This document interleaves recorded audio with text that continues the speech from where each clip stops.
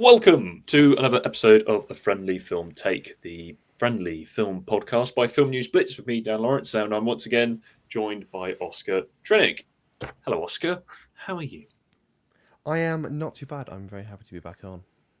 Smashing. I mean, I think this is going to be a more positive friendly film take than our previous, when we gave Wuthering Heights a bit of a bashing. So instead of doing that this time, folks, we're going to be talking about the best of British and sort of, I guess, giving our submissions for the British Film Hall of Fame, actors, filmmakers, films, and maybe, I guess, debating what we can loosely attribute the label British to. I guess is also in the wake, or the distant wake, because it's been a while since, but Robert Aramayo stunned the world with his BAFTA wins for I Swear, which I think we can definitely label as a good, great British film of recent years, with a great British performance at the centre of it. But yeah, enough of waffle about that. Where should we start? Where do you want to start with your submissions? Actors seems like maybe a place to start, perhaps. I think actors is a good place. Off the top of my head, like the GOAT British actor is probably got to be Daniel Day-Lewis. I think it's pretty difficult to argue against that. For me anyway, the man is, how many Oscars has he won? Three? What, like Lincoln, There Will Be Blood, Phantom Thread, I think? Or did he get one for My Left Foot? Oh, maybe I'm. Anyway, he's got a few. He is. I think he's the most. I always forget he's British for some reason. Yeah, because I know he doesn't live here now. He had his first film last year that was directed by his son, Anemone. It was pretty terrible, to be honest. That he even though he said he was retiring, but not really. But the man is a staple. I think he's like one of the maybe the best British actor, but at the same time, when I'm thinking of British I guess quote unquote British actors, like he's not like the iconic name that maybe someone like Simon Pegg or Michael Caine, I think, kind of hold that. Yeah, Michael Those are all Caine, good an choices. absolute legend. I would say maybe your assumption of Daniel Day-Lewis and saying like you don't think of him as British is because of how method he is. He sort of disappears. Yeah, true. So he doesn't really put British persona on screen, really. I mean, he's often playing, I guess, Americans, isn't he? But talk about a powerhouse actor. I mean, There Will Be Blood is probably the performance of his that jumps off the screen and into my mind most vividly and viscerally.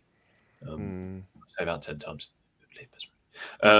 But yeah, that's a great shout. You've gone really big there, and then just slipped in a couple of second mentions with Michael Caine and Simon Pegg as well. Michael Caine is. I think you kind of have to go for it. I think I grew up watching The Italian Job as well, and love that film. You know, you were only supposed to blow the bloody doors off. That line, the original, obviously. Yeah. What about the Mark Wahlberg one? Which by that point, the cars aren't really suited to the task because they're not small. No, exactly.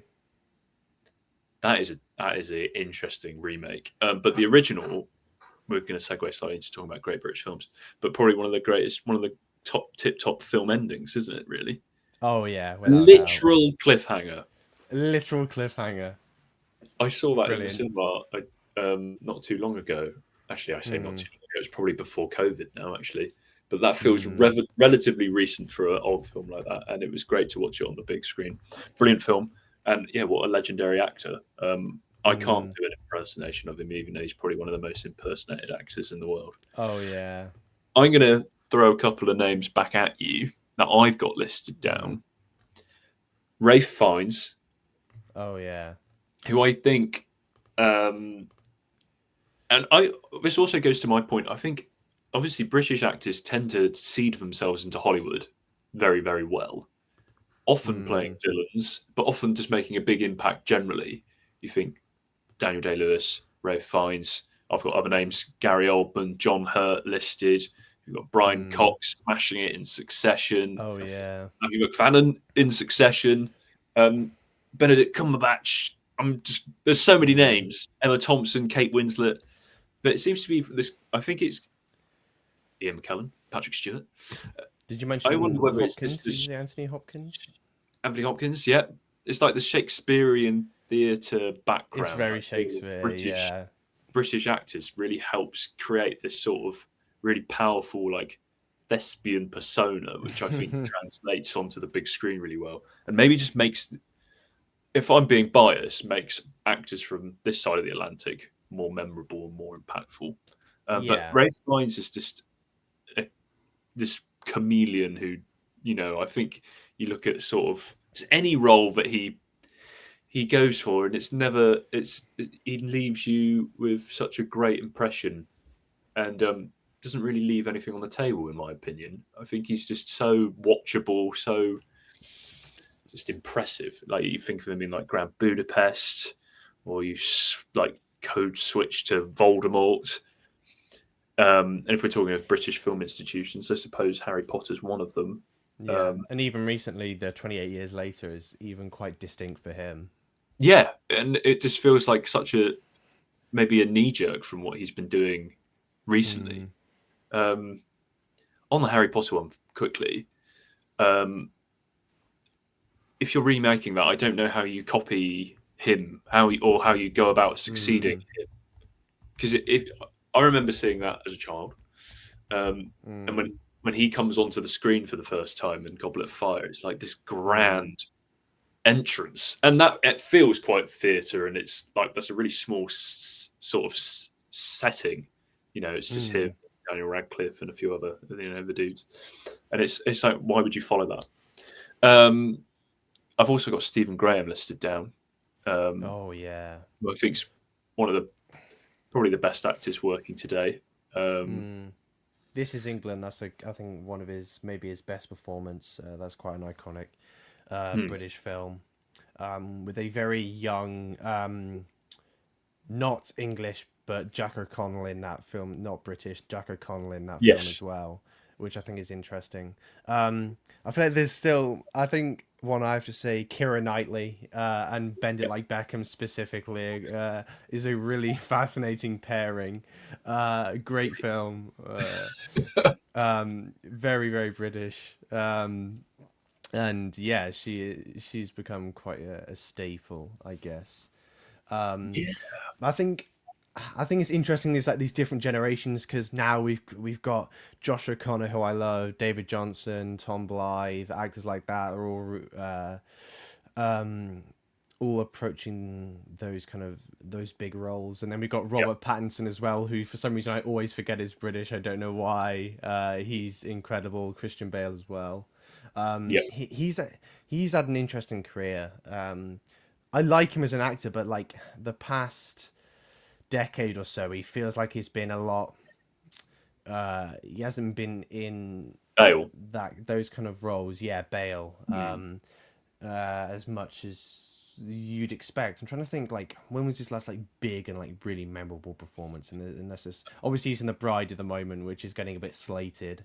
Yes.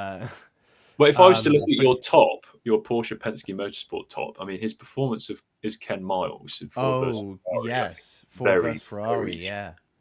It is. And you always, I think, I don't know if you've got a lot of motorsport going on in your algorithm on social media, but the scene at the end of that film where he looks up at Ferrari always comes up as like a meme. But that came up again today whilst I was doom scrolling, and it's the bit just before that when he's gazing at Bruce McLaren, who's won the Le Mans race at the end of the film. It's not really spoilers because it happened in the 60s and it's a real story. But the pain in his eyes of that one thing that he's missed, I was like, freaking hell, that's beautiful acting. And then he just goes when Matt Damon. That's a great. And then Matt Damon is even though he's American, but great chemistry between the two. And he's got this year he's got filming Heat 2 coming up, which he recently confirmed, which is his most exciting project in like ages for me. I think that's going to be incredible. Obviously, he's worked with Michael Mann before in Public Enemies, which I think is an underrated film of his. Um, but yeah, there's so much you can pick from. I feel like we've been naming a lot of male actors as well. I'm trying to think of. Yes, I know I named Keira Knightley, but Sally Judy Field Dench would as be another one well. for me. Yeah. Jesse Buckley, of Oh, course. Jessie Buckley. Yes. Saoirse Ronan, but I like her as an actress. I don't think she's been in many good films though. Um, but hopefully that changes. And she seems about the only sure pick at the Oscars this weekend. She 100%. is. Everything else seems up in the air, but she's just slam dunk. And if she loses, then I honestly think it's one of her weaker performances. Um, but it is going to be a fascinating night. To And reel off a few now more actresses, Olivia Colman would be one that comes to Olivia mind. Colman, Sally It, Hopkins, is she? that's who I meant to say when I said Sally Field, I think. Yeah, she's British, isn't she? The she Paddington, Shape of Yes, Water. Um, Amy Lou I'm Wood trying to would be think. another one if we're talking of younger Oh generations, who I always yes, enjoy when I yeah, see her she on is good. screen.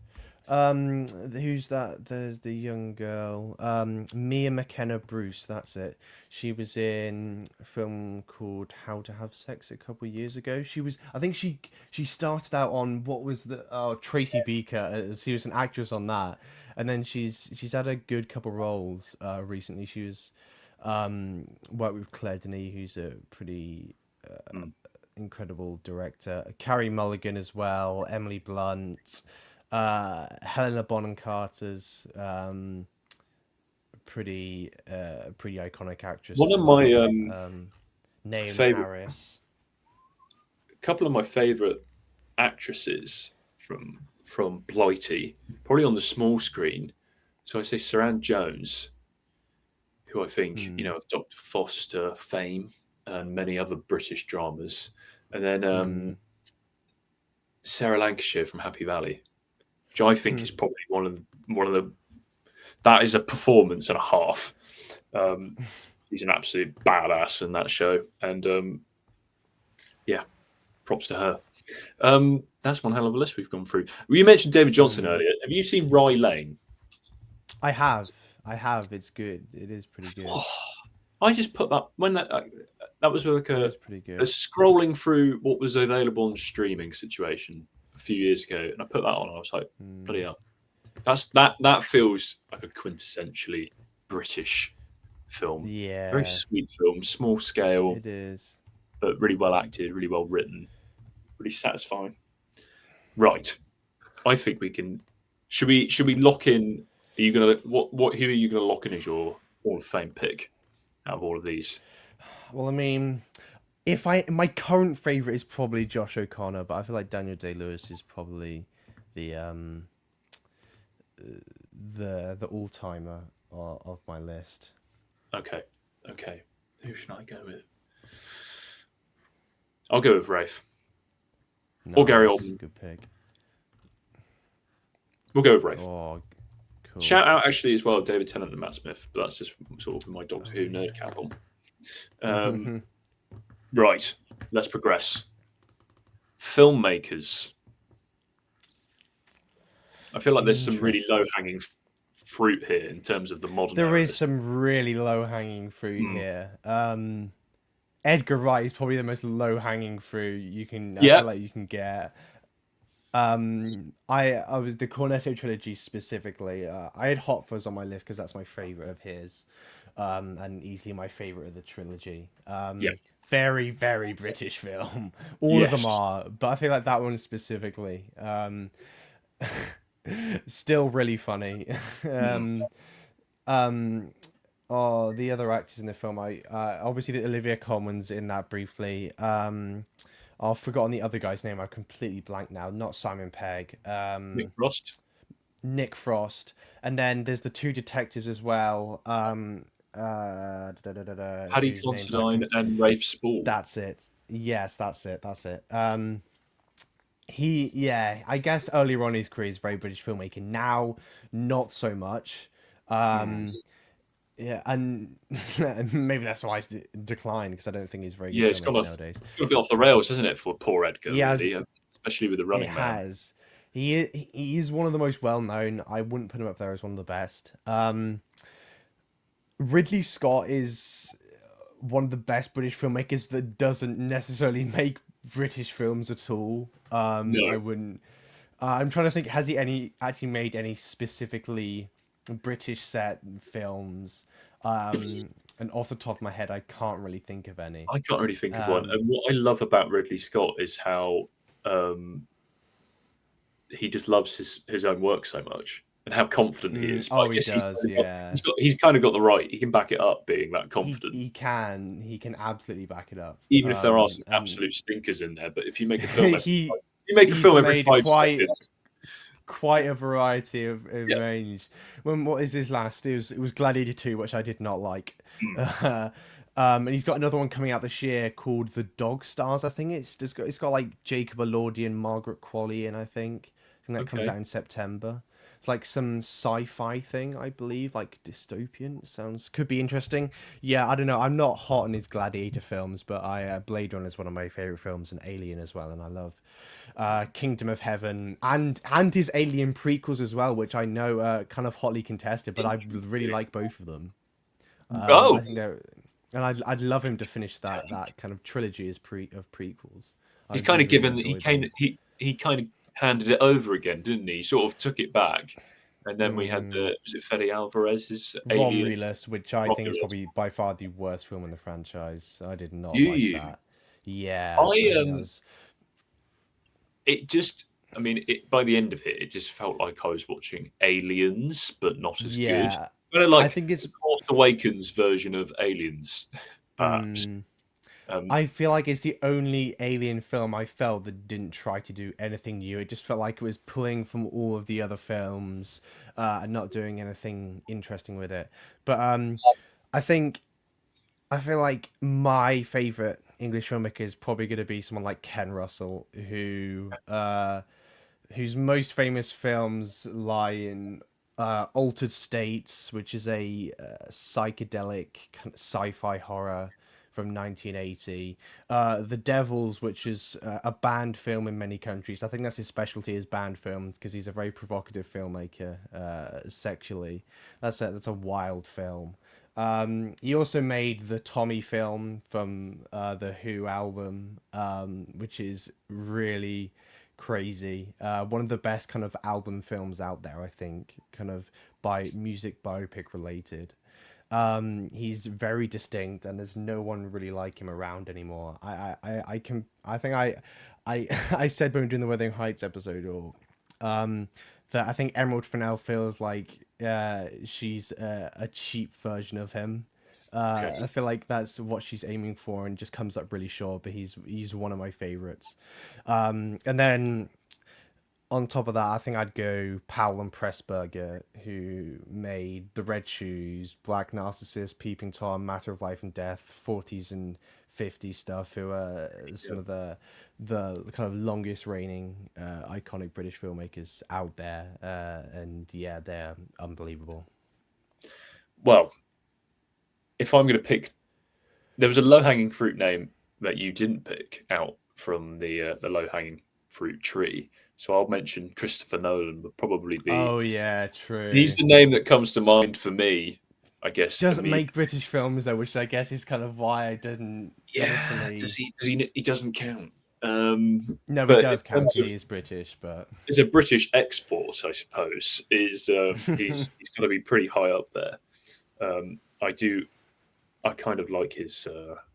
Well, I love his films, but also just his approach to just scale and obviously the practical effects and stuff like that. And he's kind of in this state now where he really swings for the fences, doesn't he? I think ever since he mm, wrapped up with Batman, it's kind of been, he's not really done anything by halves since then. I mean, mm. Interstellar is a pretty bold film. Tenet is an incredibly bold film. Uh, Dunkirk maybe is probably one of the more reserved of his sort of films Mm, since the Batman trilogy, because Oppenheimer isn't in terms of action, but I guess in terms of what he was trying to achieve, and the adapting there, and then to deliver what he did, and then obviously the Odyssey looks like he's kind of looks sort of bold, doesn't it? The Odyssey. I think that's probably putting it mildly. He's definitely going for something big there. So he goes up there. I guess you could say Hitchcock is probably another. Oh yeah, I don't know how I haven't mentioned Hitchcock. That's crazy. But again, his films. I mean, yeah, they're more American, aren't they? Really? Yeah. But I think we've got some good names. But then I guess if you're going British, Mike Leigh is a name. Mike Leigh, yeah, Ken Loach as well. Definitely. Yeah. That sort of, I think more contemporary, but I think Steve McQueen's worth a good shout. He made 12 Years a Slave, Shame, Hunger. I think all those films are really, really good, and more recently Blitz, which I felt was a bit weaker. But he's a really fascinating filmmaker nonetheless. It's really curious, isn't it? Because after 12 Years a Slave, his filmmaking career, you'd think a film like that, he would be a director that's constantly at the forefront of the industry, constantly making films, and it's not really happened, has it? Which is a shame. I guess there's a shame that hasn't come to pass for him. Right, here we go. I feel like let's move on into the interesting category of films. Best British films. We've touched on a few already. I feel like the Cornetto trilogy is probably up there as probably one of the best. Well, The World's End, but Hot Fuzz and Shaun of the Dead are two of probably the greatest British films, especially this century, I would say. They're definitely up there. For me, I think Hot Fuzz is, if you were to ever sort of maybe go abroad and have to show someone like, oh, what's a really good British film that maybe captures British sensibilities or British sense of humour better than anything else, that's one you would throw out there, isn't it? Yeah. Insanely quotable. Definitely. So that's one on my list, and on your list as well. But one I'm going to shout about a lot is Paddington 2. Now, I unapologetically love that film. I think it is one of the most joyous films you can ever put on. If you're feeling sad, you put on Paddington 2, and there's no way you come out of that film without feeling like the world is a wonderful place. Everyone in that film is enjoying themselves. Isn't it a pretty British cast, if you think about it? Paddington's obviously a British institution. It tugs at my heartstrings at the end without fail. It's beautiful in terms of it's popping with colour, wonderful costumes. It's quite opulent and showing a very classy look at Britain, I suppose. But I just love that film. So that's going in my pantheon of great British flicks. But if I was to get it a bit more serious and a bit more film historian, I would also mention a film that I fell in love with during university, which is The Third Man. Oh, yes. Which I think is... I went through a period, and I think it was probably coming out of college, doing film studies and going into university, where I was sort of obsessed with film noir. And if there was some, sort of partially lit, fragmented hero on screen, I was like, I'm digging this. And The Third Man is, what noir is quite a hard thing to pin down, but I feel like The Third Man is probably a great example of film noir. Obviously, Orson Welles, not one of the finest actors to ever have graced a big screen. That fun little sort of guitar soundtrack as well that's running through the whole thing. It sounds like SpongeBob. It sounds like the SpongeBob theme tune score. It's brilliant. It's so good. Yeah, and then I think you've got it's great, beautiful film, and so I'll put that up there. Another one I've got as well, and I don't know if it's well known, but it's a Shane Meadows film. It's Dead Man's Shoes. I think I've heard of it. And you mentioned Paddy Considine earlier. It's him. He's returned from active duty in the military to really sort of dead end town in Britain, and basically his brother, who's played by Toby Cabell, has special needs, like learning difficulties, is being bullied by this really kind of pathetic local gang of hoodlums.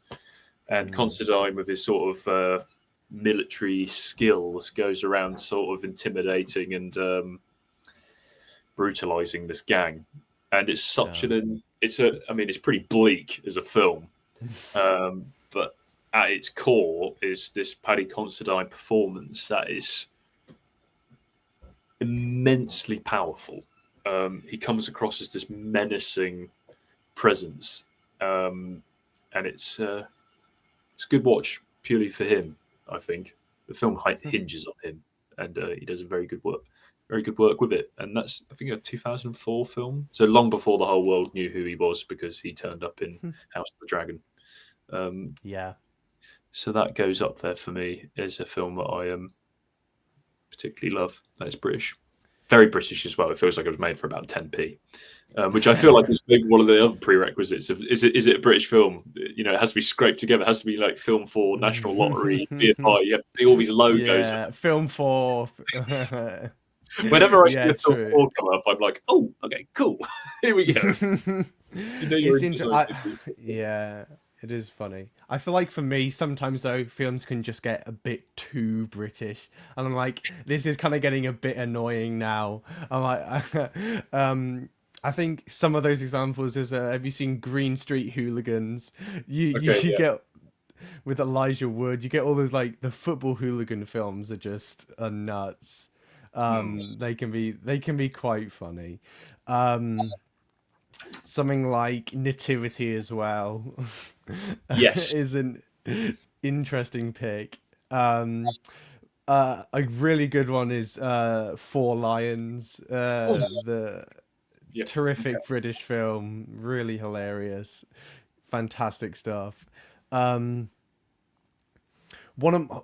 I guess, because this is quite iconic British legend, but the best adaptation for me of this source material is Excalibur in 1981, directed by John Boorman, which is crazy kind of fantasy with really distinct visual traits. It's incredibly surreal, and one that I would absolutely recommend, because I think it is like the quintessential, like, Merlin and retelling of that story. It is fantastic. Chicken Run as well. I feel like Aardman is Wallace and Gromit has to be mentioned. But films in terms like British, one that comes to mind instantly is Kubrick's Barry Lyndon, which is it is an Irish protagonist, but it's predominantly set about him climbing the social ladder in England, and it does feel that way. Incredible film. I think it's one of Kubrick's best films. And yeah, I'd say that's probably my favorite. I watched an interesting film at London Film Festival last year, which I think is going to be released in September. A film called Bad Apples, starring Saoirse Ronan. Very British. She plays this primary school teacher, and she realizes she's got like an Ofsted inspection coming in the next day. Oh, right. And she has one really, really bad pupil. I think this is like. Yeah, I think he's like 10 years old. What is like year 5, year 6, or end of primary school. And to stop it, she ends up kidnapping the child and locking him in her basement. And it's you'll see. I don't think there's any trailers out for it at the moment, but it's very British, and it is good. I would be interested to see how it's received by an American audience. It is a more provocative plot for that, but I think it's a really interesting side of things, because obviously this country's had a lot of kind of stories surrounding Ofsted and the effect it has on teachers and things like that. But it is hilarious film, and I watched it with a crowd at press screening. Was quite an experience. But yeah, that is one to look out for, I would say, this year. I think it was meant to come around next month, I think, but I think it's been delayed till September. But it is good. I did enjoy it. That sounds like a great shout. Yeah, British schools often get reflected in on our screens. I mean, from Mm. Waterloo Road to Clockwise, and in between is in between. We've got a fair few representations, haven't we? I saw Mm. a film I quite enjoyed. I quite enjoyed Steve. It ended up going. It was sort of in cinemas for a little bit last year, the Cillian Murphy film, Yeah. but then it ended up on Netflix, which was Mm. not quite as jovial a premise as what you've just painted there with Saoirse Ronan. A bit more morose, but that was a good film. I thought I enjoyed Steve, but I think we've thrown some good names, some good British films out there. Mm. So you've gone with Barry Lyndon as your favourite, haven't you? I That's what think you've so, yeah. I think Oh, it's made even better than like The Lead is an Irishman. It's about this kind of mm, takedown of this hierarchical, rich British society. It is, yeah, it never gets old for me. I caught it in the cinema last year. It was pretty incredible. sweet. Just for flavour and being different, I will probably elevate Paddington 2, just for the sake of being Nice, different. nice. Why not? Why not? Right. Okay. Well, I feel like we've done a pretty good job of chatting about best of British there, but Hmm. I'm gonna drop a jump scare on you before we go. I'm gonna hit you with some quickfire questions because Oh dear. obviously we have the Oscars coming up this weekend. Ooh. So I'm gonna hit you with your. Don't think about it too hard. Who do you think is going to win in some of the categories? Is If this you're just prepared? who? Okay, so my not who I want to win, but who I Who predicted you to win. think Okay. will win? Because Okay. I think who you want to win is an easier one to do. Whereas Yeah. think, who knows what Hmm. the Academy's going to do because they've nominated F1 the movie. So all bets are off at this stage. We've got Timothy Chalamet complaining about shitting on opera and ballet, almost trying to dump himself out of the race. Uh, so Oh and dear. Michael B. Jordan's a late surge with the actor award, isn't he? So Mm. okay, we'll start with. I'm only going to do a few of them. I'm not going to ask Hmm. you for best shorts or best hair and makeup. We're not going to go for that. We'll go with actors. We'll go with directors, screenwriting, and Hmm. then we'll go with the big one. So we'll start with the Hmm. screenwriting ones because who cares about writers? I Hmm. can say that because I did screenwriting at university. Um, okay, so best original screenplay, go. Sinners. Best adapted screenplay. One battle after another. Okay, I agree with you both so far. Right, we will go with best supporting actress. Amy Madigan. Nice. Okay, cool. Best supporting. Unfortunately. Best support. Oh, okay. Okay, quickly, Rogue. Let's go with who you want to win it. Oh, out of that lot, oh, that's difficult. Best supporting actress is always such a. I can't even remember half the nominees in that one. To be fair. Oh, Tiana Taylor. Tiana Taylor. Actually, Tiana Taylor. Yeah, yeah. Cool. Right. Best supporting actor. That is going to be. Um, I'm blanking. Who's been? Sean Penn. I think. Yeah, I think Sean Penn's gonna just edge it. That they've all been up in the air this year because there's not been like any distinct thing apart from best actress. And two in the Um, same, two from the same film in that category as well, which yeah, would I be really think I think helpful. Benicio would be my pick out of that one though. I thought he was terrific. I think he was better supporting performance for me. Cool. But I think Sean Penn's going to win it. I also think Sean Penn's going to win it, and I'm kind of leaning that way personally as well. Best. Who do you think is going to win Best Actress? Jesse I wonder Buckley. who's it going to I be. would like to see Rose Byrne win it. Byron Byrne. I can never pronounce it. I don't know how to pronounce his surname, but I think but I think Jesse Buckley is almost a shoe in. That's a safe bet. I don't think. Shock of the century if she loses that. Shock of the Yes, century. I feel like the only unknown really in that is what is her speech going to be. Yeah. Maybe she's got to come up with another one. Best actor, which I think's now become trickier. Michael B. Jordan. Cool, and then I best do want director, Wagner Moura to win that though. But best director's PTA is beautiful, going to be. and then the big one, best picture. It's going to be one battle after another.